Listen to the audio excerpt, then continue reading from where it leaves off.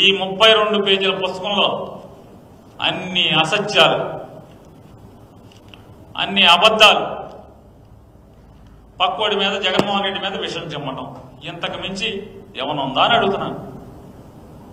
ఇవాళ ఈ మీటింగ్ పెట్టి ఈ మంచి ప్రభుత్వం తొలెడుగు అనే పేరు మీద కోట్ల రూపాయలు, ఒక 50 కోట్లు 60 కోట్లు తగలేసేసి పెట్టిన మీటింగ్లో పవన్ కళ్యాణ్ గారు మాట్లాడతాడు. ఏం మాట్లాడతాను పవన్ కళ్యాణ్ గారు? ఏంటి సినిమా డైలాగులు ఇంతంత ఎట్టా ఉంటుంది అంటే, మా గురువింద కిందకైతే అడుగునే కొద్దిగా ఉంటుంది, దీన్ని మామూలుగా మొత్తం అంతా నిలిపి ఉంటుంది. ఆ మధ్య ఏదో ఏనుగులకి, ఏం ఏనుగులండి అయ్యి, కుంకి ఏనుగులకి హైదరాబాద్ బెంగళూరు వెళ్తాను వెళ్ళాడు. వెళ్ళి అక్కడ మాట్లాడాడు ఆయన. ఎర్రచందనం దొంగల పేరు మీద వాళ్ళ చరిత్ర మీద సినిమాలు తీయడం చాలా తప్పు, అలాంటి పాత్రలు పోషించకూడదు, ఈరోజు దొంగల పాత్రలు పోషిస్తారా అన్నాడు. ఈయన ఎంత గుర్తిందుకు ఉందంటే, పంజాని ఒక సినిమా తీశాడు. పంజాలో హీరో ఏం చేస్తాడు? కిరాయికి మటర్లు చేస్తాడు, కిరాయికి స్మగ్లింగ్ చేస్తాడు, కిరాయికి కిడ్నాపులు చేస్తాడు.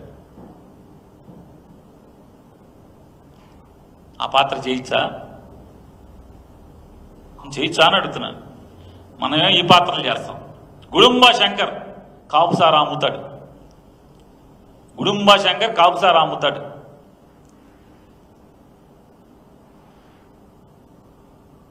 అంటే మనం చేస్తే ఆ పాపం ఆ పిల్లవాడు చిన్నకుడు చేస్తేనేమో అది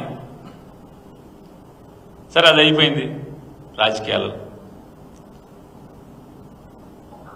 సినిమా డైలాగులు,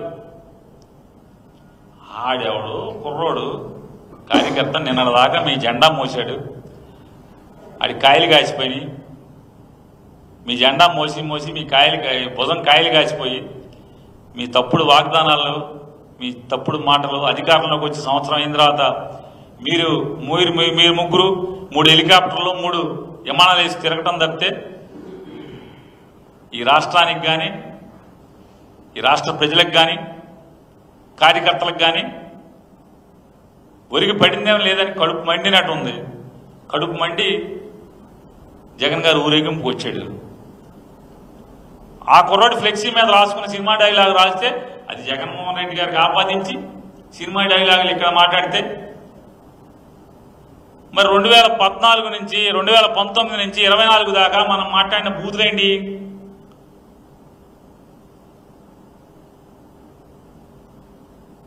సరే, మనం మాట్లాడిన బూతులైన పక్కన పెట్టండి. ఎక్కడైనా ఒక్కటంటే ఒక్క చోట అన్యాయం జరిగిన చోట,